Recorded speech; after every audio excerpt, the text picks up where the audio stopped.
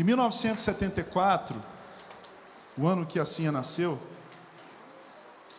o rei Roberto Carlos gravou uma música, né, como boa parte do repertório dele, composta com o seu amigo Erasmo Carlos, né?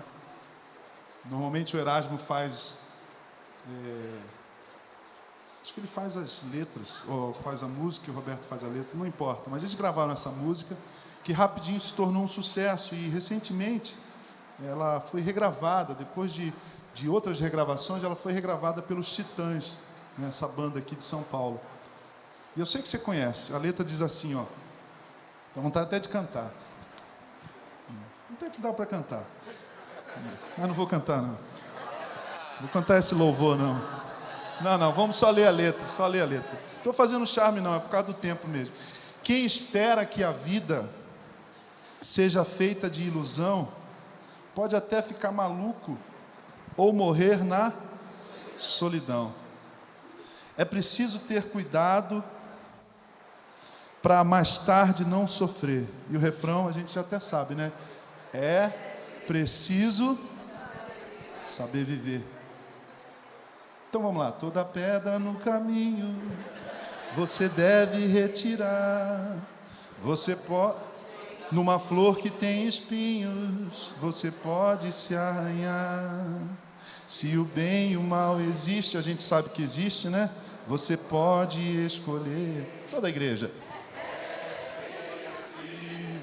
Saber viver. Agora, é preciso saber viver. A igreja está por dentro dessa liturgia, né? Preciso saber viver. É preciso saber viver. Saber viver. E por aí vai. Por que dá para cantar? Tem alguma coisa que não é bíblica aqui? Talvez só essa dúvida, se o bem e o mal existem. Está na dúvida, não está na cara, mas o cara está em dúvida ainda. É o que a gente chama na teologia de graça comum. O que é graça comum? Tem ímpio falando verdade que a gente precisa ouvir. Tem não crente fazendo coisas boas para beneficiar a nossa vida. E entre eles, os artistas. Quem espera que a vida seja feita de ilusão, quem não acorda para a vida, né, pode até ficar maluco ou morrer na solidão. É preciso ter cuidado para mais tarde não sofrer. Toda pedra no caminho você deve retirar. Numa flor que tem espinhos você pode se arranhar. Se o bem e o mal existe, você pode escolher. É preciso saber viver. Pergunta, você sabe viver? Você sabe viver? O que você sabe fazer? Sabe dirigir? O que mais? Sabe cozinhar? Estou falando de ovo e miojo não, porque aí também... Sabe fazer um salmão com alcaparra? Costeleta de cordeiro com creme de hortelã? Você sabe cozinhar? Sabe fazer um espaguete? Sabe fazer uma massa? Sabe? Tem jeito, não tem pinta não. Você sabe falar inglês? Francês? O que você sabe fazer? Sabe pescar? Sabe? Muito bem. Bota a minhoca e fica lá até a volta de Cristo esperando alguma coisa acontecer, né? Você sabe viver? Pensa comigo aqui. Dê o melhor da sua atenção. Será que a gente sabe viver mesmo? O que significa essa sabedoria? Saber viver. Jesus sabia viver. Na sua opinião, Jesus pode ser considerado um mestre de vida? Pode, irmãos. O melhor da sua atenção, por favor, aqui agora. Por favor. Jesus pode ser considerado um mestre de vida? Sim ou não? Então, por que quando a gente tem crise, a gente vai na estante de autoajuda? Como salvar o casamento em 7 passos?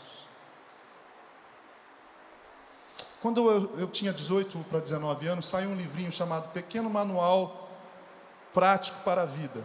Pequeno Manual Prático para a Vida. Tinha umas dicas assim muito importantes. Por exemplo, Quando for comprar um imóvel, meu filho, é um pai que era um publicitário, e aí quando o filho vai fazer 18 anos na cultura americana, o filho sai de casa, né? O pai faz poupança, junta uma grana, faz a inscrição e fala tchau, vai com Deus e as pulgas, e aquela coisa toda, assim, que para a gente é estranho na nossa cultura latina, afetiva, e leniente, e condescendente, o filho de 35 anos pedindo mingau de aveia para a mãe, né? Esse tipo de coisa assim horrorosa, mas enfim. E aí o filho vai embora. Quando o filho ia embora naquela semana, esse pai, que era um pai amoroso, ele falou assim: vou dar um presente para o meu filho que ele nunca vai esquecer. E ele escreveu 500 instruções práticas para a vida, um livrinho, está disponível, você vai achar fácil aí na internet. E aí tinha conselhos do tipo assim: quando for comprar um imóvel, pense em 3 coisas: localização, localização e localização. Coisa boa, não é não? Não, mas um terreno é ótimo. Não, mas aonde que é? Em tal lugar. Ih, fez besteira. Segundo, aí tem umas brincadeiras. Nunca compre um carro bege. Até hoje eu não entendi porque essa... Não é? Uma dica boa, uma dica muito boa. Não leve as coisas tão a sério. Aí tinha entre parênteses aqui, lá nessa dica. Daqui a alguns anos, você vai olhar para essa situação e vai dizer: caramba, passou. Não é uma dica boa? É até bíblica. Não andeis ansiosos por coisa alguma, né? Se o pai cuida da ave, da flor, ele vai cuidar de você. Então tinha uma série de dicas assim, pequeno manual prático para a vida. Aí a gente voltou de férias, e aí no sábado o Bernardo falou: pai, por favor, vamos ali rapidinho na livraria. Ele gosta muito de ir na livraria aqui do shopping. A gente foi, e aí folheando lá os livros, achei um outro livro parecido lá. Tudo que um homem precisa saber para ser homem. Tem uma... profundo. Mas eu achei que era ético, era filosófico, né? E aí era um livro sobre coisas do tipo: como dar um nó na gravata, como barbear-se. Você acredita, gente? Como arrumar, como ser homem, ó, como arrumar corretamente as suas roupas no armário. Pô, mas a gente tá mal assim, precisa um cara escrever um livro para ensinar isso, irmão? Caraca. Jesus sabia viver, então por que a gente não recorre ao ensinamento de Jesus quando a gente enfrenta as crises da nossa vida? A gente vai para a autoajuda. Jesus pode ser considerado um mestre de vida? Qual seria o significado daquilo que Jesus chama de vida abundante? Não é vida minguante, vida desnutrida, vida cambaleante, para usar a mesma desinência, a mesma terminação. Minguante, cambaleante, vida abundante. O que é uma coisa com abundância? A quem vamos recorrer para aprender a viver, irmãos? Aos nossos pais? Você aprendeu coisas boas com seus pais? Por exemplo, meu pai dizia assim quando eu ia para a escola: filho, nunca quero ser chamado, escola pública, quero ser chamado à escola para receber uma queixa a seu respeito. Está combinado, filho? Você acha que quer dizer o quê? Está combinado, filho? Meu pai me ensinava a jamais atender alguém, me ensinou a jamais atender alguém na porta da nossa casa que vem ali cobrar uma dívida que você não tenha pago. Nossos pais nos ensinaram coisas boas, né? Minha mãe me ensinou a passar roupa, sabia? Adolescente, minha mãe falou: vem aqui passar a tua roupa. Mas não vem aqui, um dia você vai precisar. Quando eu vim para São Bernardo, alguns meses antes de casar, estava comendo aquela coisa de homem, né? Miojo, ovo cozido, ovo mexido, ovo frito, ovo requentado, ovo semicru, ovo omeletado, né? Ovo com ovo, arroz, feijão, ovo, arroz, feijão, uma variação, né? E aí eu falei: vou fazer uma carne. Aí liguei para a mamãe, tenho até hoje isso lá em algum dos meus diários lá. Mamãe, como é que faz uma carne assada? Fiquei no telefone anotando, não sei o que. Mas mãe, tem que usar a panela de pressão. Aí eu fiquei com medo, porque eu falei: eu ouvi dizer que esse negócio explode aqui, como é que é? Nossos pais nos ensinaram coisas boas. O que você poderia, é retórico, não é para falar não, o que você poderia reportar ou acreditar aos seus pais como um ensino prático para a sua vida? Várias coisas boas, né? Mas será que o ensino dos nossos pais foi suficiente? Será que o que você aprendeu com seus pais dá conta das suas demandas na vida? Por exemplo, você aprendeu com seu pai a ser pai? Será que alguém consegue aprender a ser pai? Será que você foi preparado devidamente para ser pai, para ser marido, para ser mãe, para ser esposa? Só se aprende a viver quem pensa a respeito da vida o tempo todo. Só aprende a viver quem pensa o que é a vida a respeito, na presença e na companhia daquele que é a própria vida, Jesus de Nazaré. Só aprende a viver quem desiste de procurar o que é vida, numa publicação muito importante, chamada Caras. Você já viu? Para mim é uma das coisas mais depressivas quando eu vou cortar o cabelo, ou eu vou num consultório médico, e aí eu sento, aí tem uma revista Veja, de 3 anos lá, você olha assim e fala, isso é velho, aí tem uma pilha de caras assim, e o pessoal é assinante da revista, já viu isso? E sabem de uma coisa? Cristo não está sozinho quando Ele nos convida a repensar a nossa vida. Ele não está só. A filosofia nos convida a fazer isso. A boa psicologia nos convida a fazer isso. A arte nos convida a fazer isso. Você vai a um cinema achando que vai se divertir e você se surpreende como eu me surpreendi essa semana com um filme que saiu agora sobre a Segunda Guerra lá com o Brad Pitt. Era um filme de guerra. Eu falei, quero ver sangue, quero ver sangue. E levei a Cinha junto, tadinho. Cara, que filme legal. Um filme que retrata um batalhão na Segunda Guerra Mundial. Mas tinha 2 cristãos. Um deles era chamado de Bíblia. O filme começa, só vou falar o início, o fim não dá para falar, com um cara cantando Rude Cruz. Aí chega um cara novo no batalhão, ele fala assim, você já é salvo. Filme bonito, não é, amor? O filme fala de coragem, de fé. A arte nos ensina a viver. Essa canção nos faz pensar na vida, não faz? Eu estava assistindo a Globo News um dia desse, e pela segunda vez eu vi uma entrevista com a Adélia Prado. Já estou virando embaixador da Adélia Prado aqui em São Paulo, né?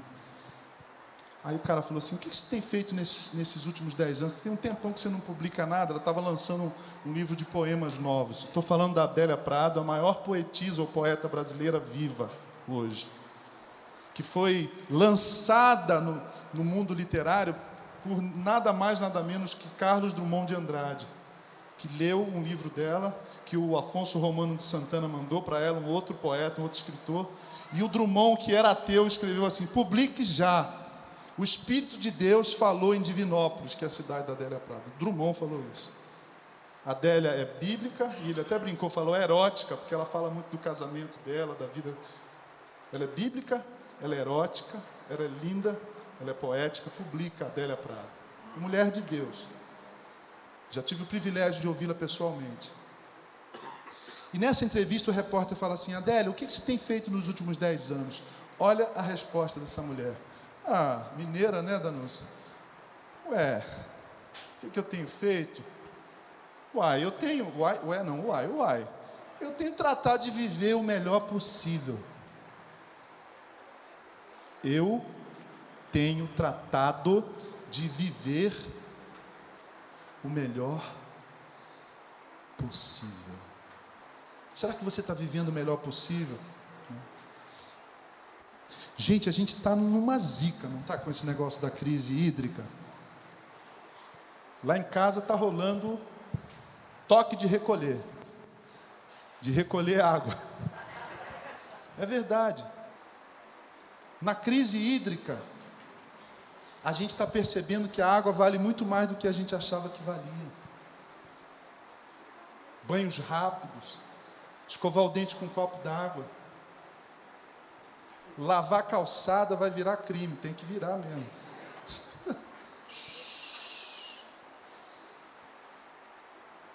Será que a gente não poderia fazer isso também com os nossos outros recursos existenciais? A gente fazer um olhar profundo, dizer, peraí, eu não tenho a saúde toda que eu acho, não, um dia vai faltar.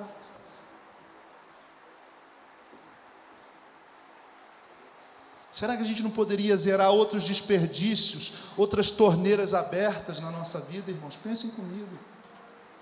Onde é que você está desperdiçando a sua vida? Jogando na lata do lixo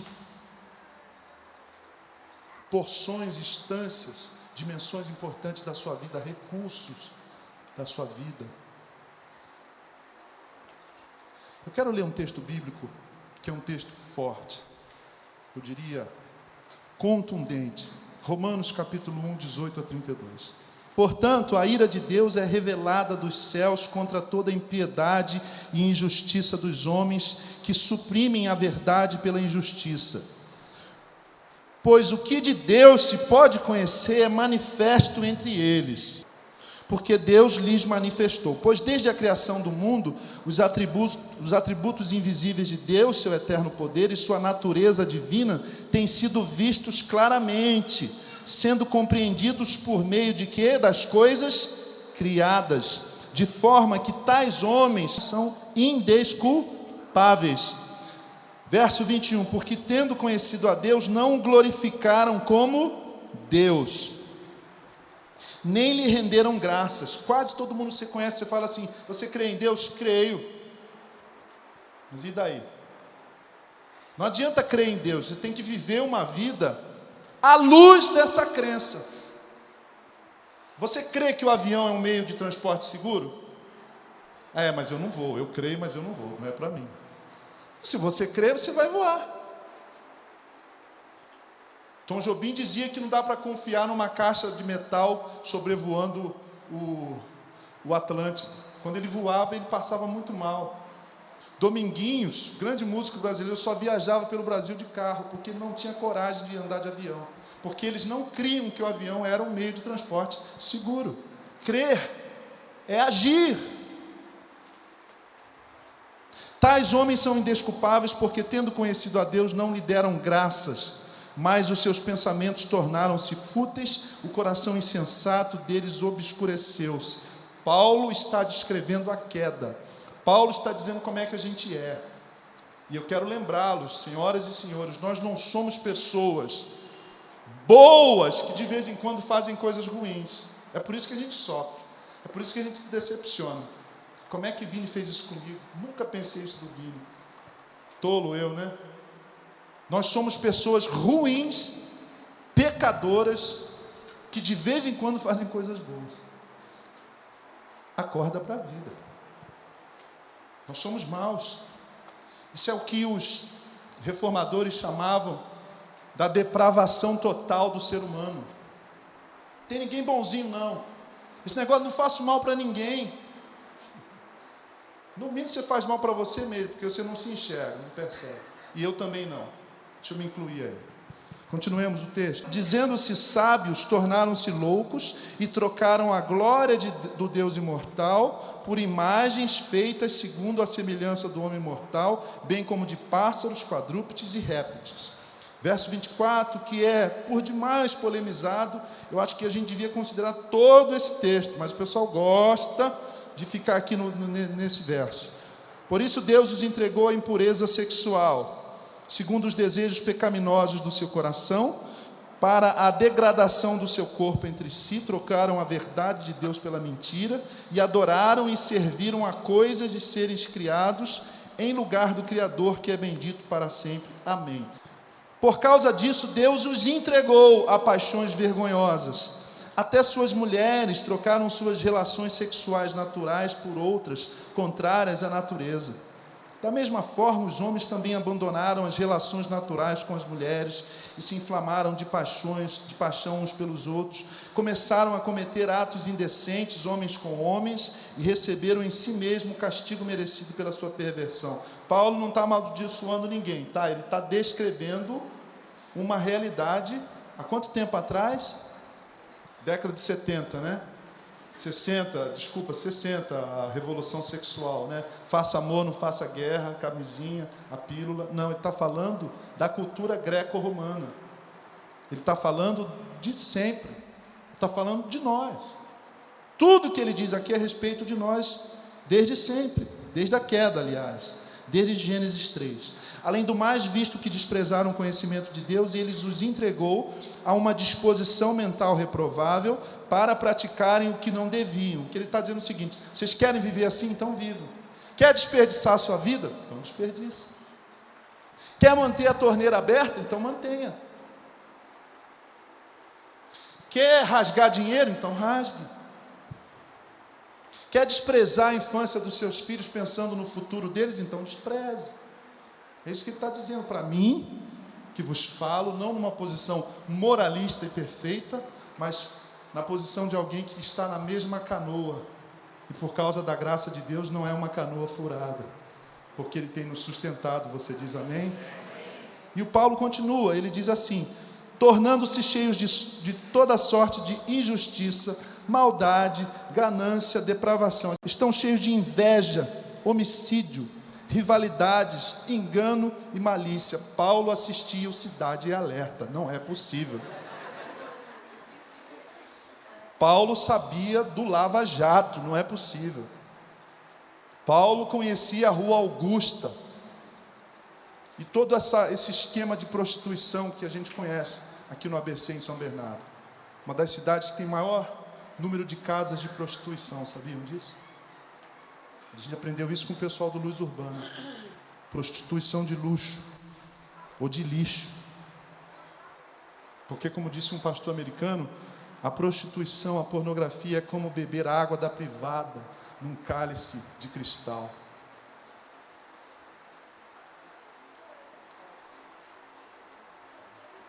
Aí não, né? Pegou forte, né? Você pega um cálice de água da privada num cálice de cristal.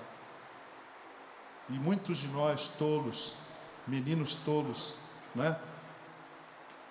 Olham assim e falam: isso que é mulher, não é o que eu tenho lá em casa. Como a gente muitas vezes ouve dos nossos amigos, ou muitas vezes pensa por aí.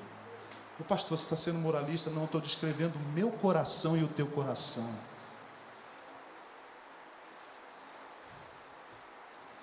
São insensatos, caluniadores, inimigos de Deus, insolentes, arrogantes, presunçosos, inventam maneiras de praticar o mal, desobedecem a seus pais. Nós somos a última geração, eu sou a última geração que tinha medo dos pais. Hoje, os pais têm medo dos filhos. Tinha uma charge no Estadão essa semana assim, a menina conversando com a mãe, na Folha, aliás, coluna da Roseli Saião. A menina pequenininha aqui e o joelho da mãe. Só via a menina e o joelho, brilhante. A menina virando assim: mãe, o Joãozinho, a mãe dele disse não para ele e ele chorou.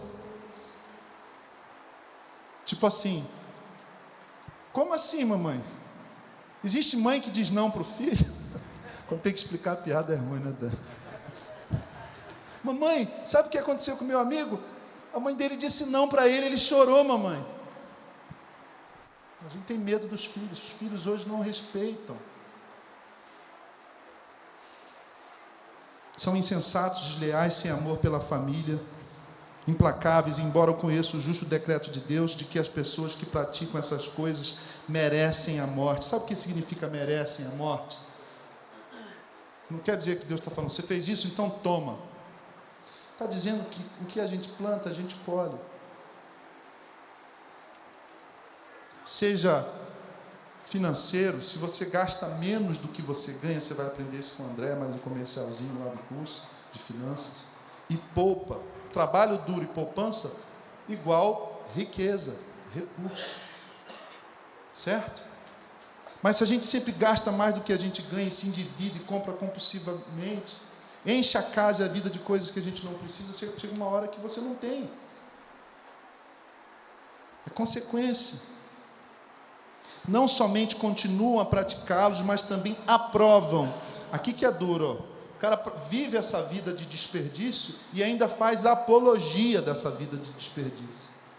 Fala assim, besteira esse negócio de crise, vai faltar água, nada. A água é minha, eu pago a conta, eu gasto quanto eu quiser. Ainda faz um site. Não vai faltar água.com.br. Faz apologia, faz defesa. Como é que a gente pode olhar para esse texto aqui? Ele já disse. Isso é um sermão do Paulo. Então gastar muito tempo aqui é fazer um sermão sobre o sermão. Precisa não, né, gente? Não está claro? Não está claro? Mas se eu pudesse dar um nome para um sermão, para uma meditação, para uma reflexão nesse texto de Romanos 1, 18 a 32, eu diria o seguinte: como destruir facilmente a sua vida. É um curso. Ou então, como ir de mal a pior em 6 passos. Não é legal? Vai vender? Você acha que dá Ibope? Que a Companhia das Letras vai querer os meus originais, os meus manuscritos? Vai sair até em e-book, na Amazon. Ou então, 6 passos para arruinar a sua vida. Que tal? Primeiro passo, dar as costas para Deus e dispensá-lo. Quer destruir a sua vida? Paulo está dizendo o seguinte: então dá as costas para Deus. Precisa comentar? Segundo passo, negue a realidade. Paulo está dizendo, não dá para dar as costas para Deus sem destruir a vida. Não dá para negar a realidade sem destruir a vida. Mas se você quiser destruir a vida, tape o sol com a peneira. Finja que está tudo bem no seu casamento. Finja que está tudo bem na sua relação profunda com os seus filhos, com os meus filhos, com os nossos filhos.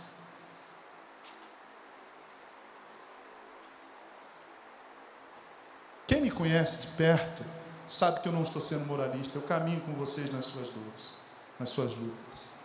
Terceiro passo para acabar com a vida, rapidinho: adorar falsos deuses, ídolos. E com isso eu quero gastar mais tempo daqui a pouco. Quarto passo: provocar deliberadamente o abandono e a ira de Deus. Provocar Deus. Provocar Deus não é cuspir na Bíblia, não. Sabe? Provocar a ira de Deus é não temê-lo.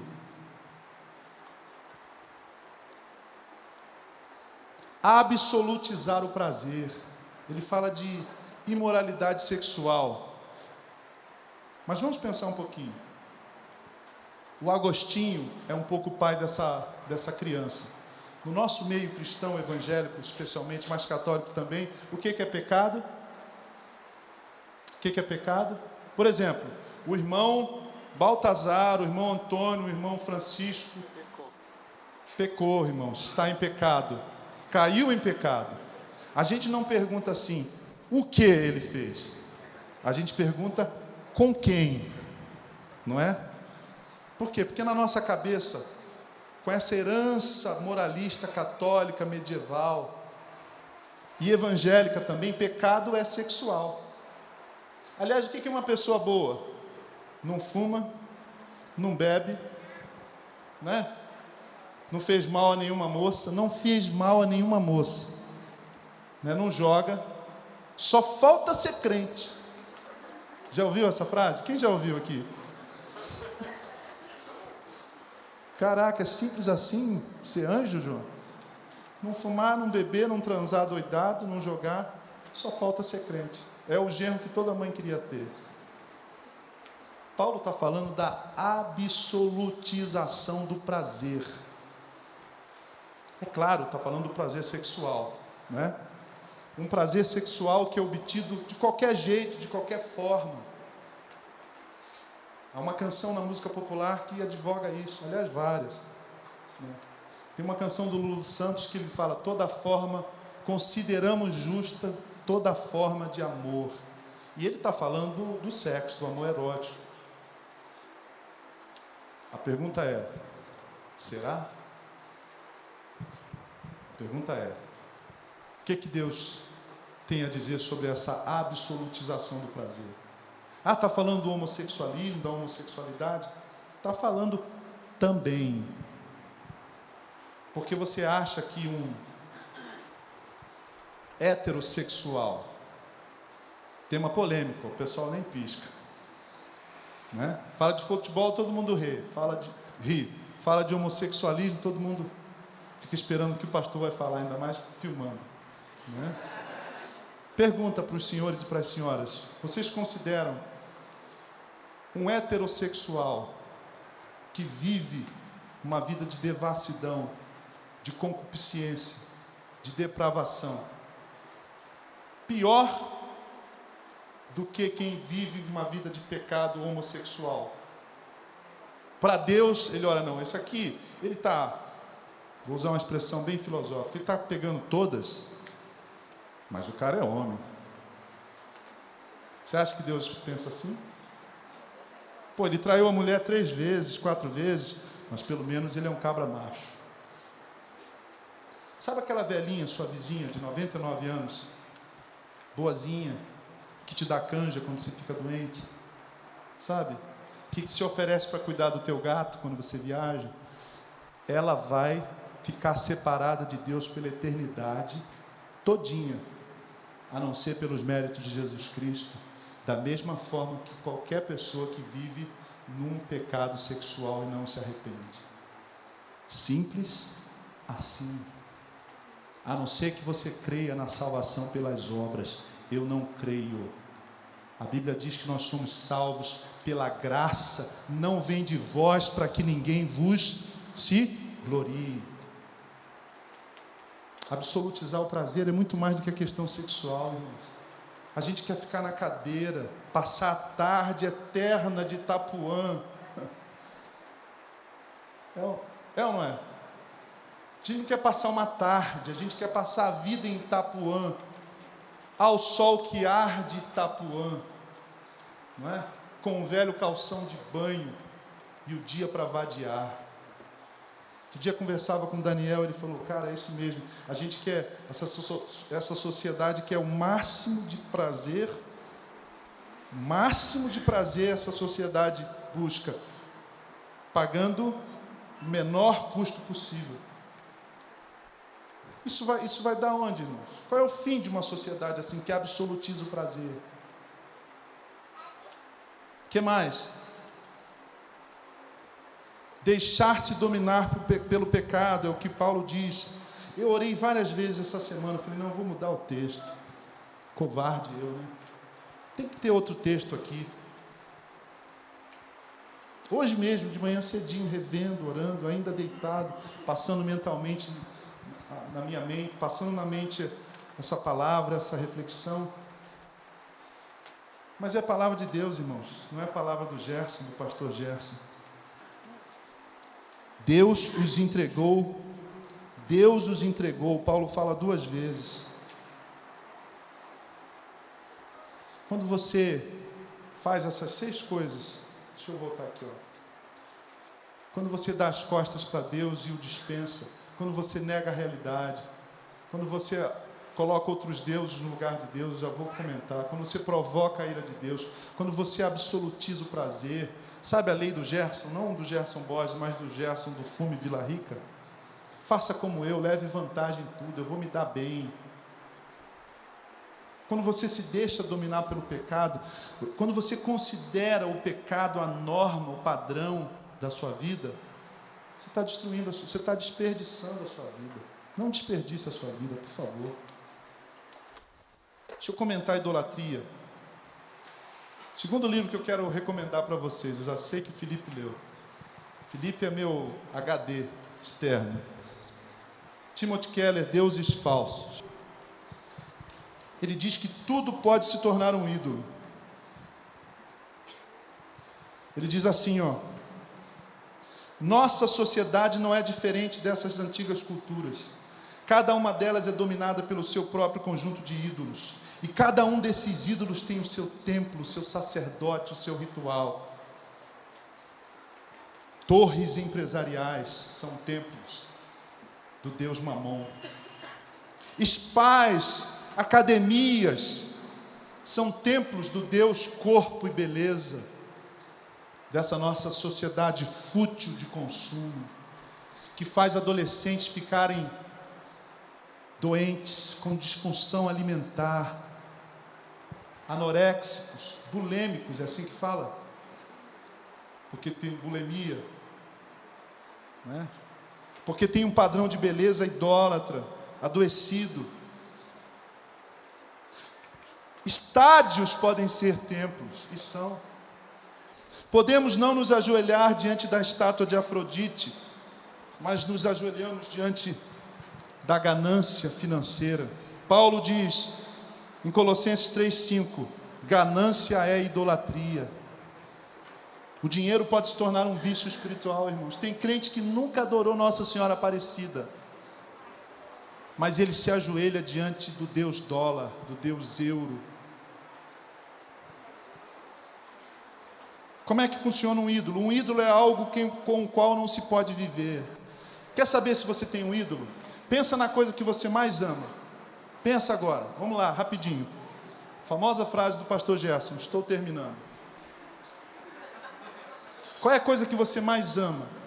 Você vai dormir pensando nisso e acorda pensando nisso. Sua família, a sua empresa, é a igreja, é o ministério,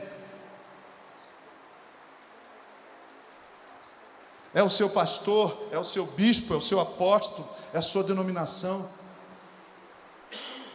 Sabe a grande verdade sobre os ídolos do coração? Porque o coração humano é uma fábrica de ídolos. Isso aí você precisa repetir. O coração humano é uma fábrica de ídolos. Sabe qual é a grande verdade sobre os ídolos do coração? É que toda coisa boa pode se tornar um ídolo.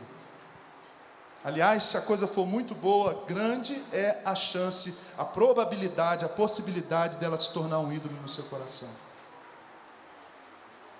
Leia esse livro, por favor, leiam esse livro. Leiam esse livro. Dinheiro, sexo, poder, ídolos.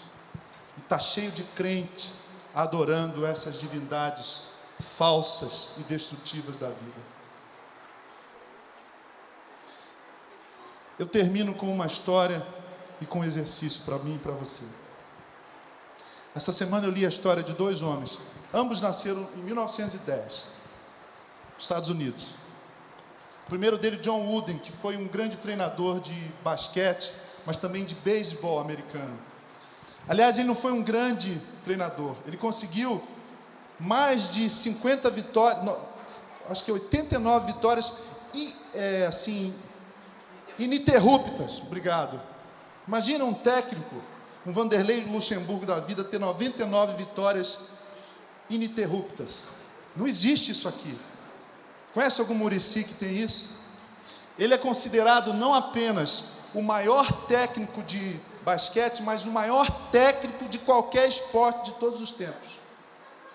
John Wooden.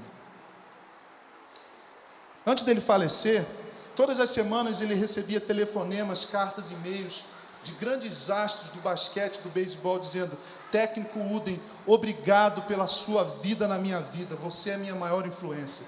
Grandes nomes aí que a gente vê na NBA e no beisebol.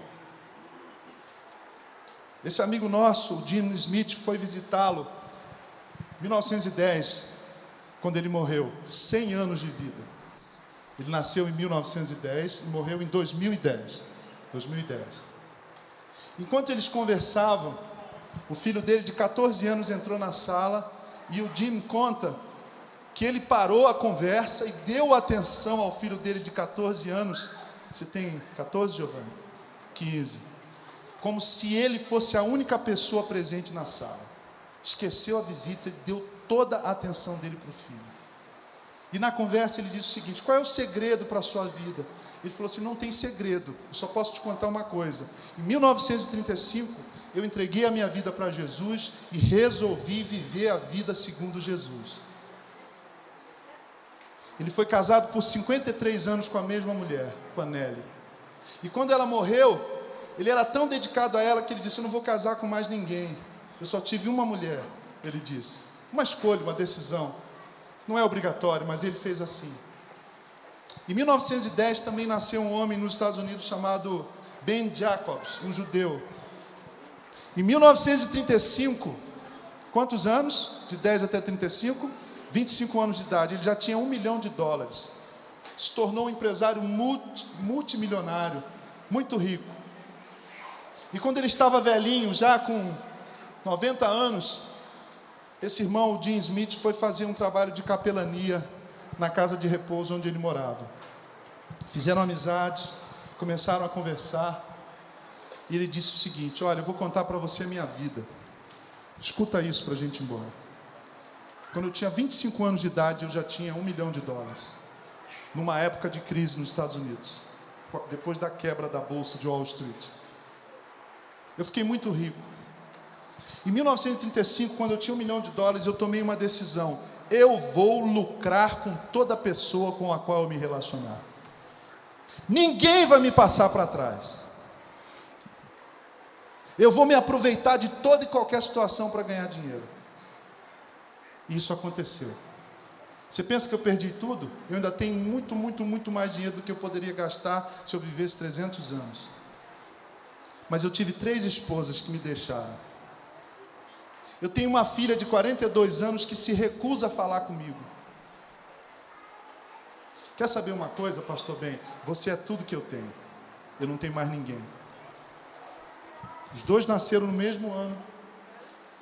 Com a mesma idade, os 2 tomaram uma decisão que definiu as suas vidas.